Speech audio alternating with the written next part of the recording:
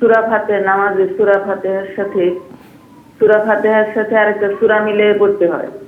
সেখানে যদি বাকারার 2 আয়াত শেষ 2 আয়াত পড়ি তাহলে কি সূরাটা হবে? মানে মিনিমাম 3 আয়াত করতে হয় এটা জানি, কিন্তু সূরা বাকারা তো শেষ 2 আয়াত বেশ বড়, এটা দিয়ে কি ফরজ? জি, আমাদের সাথেই থাকবেন, বুঝতে পেরেছি, আমাদের সাথেই থাকবেন।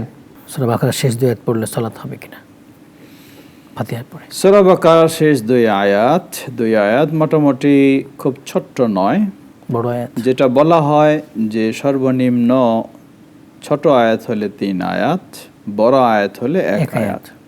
যেমন সূরা বাকারা এর 286 নম্বর আয়াত, 1 পৃষ্ঠা, একটা আয়াতেই হলো পূর্ণ 1 পৃষ্ঠা, তো এখানে 1 আয়াত।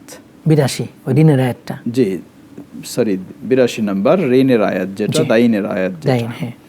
তো এই জন্য সেই দৃষ্টিকোণ থেকে সূরা বাকারার শেষ 2 আয়াত যদি কেউ পড়ে যথেষ্ট হবে, অসুবিধা নেই ইনশাআল্লাহ।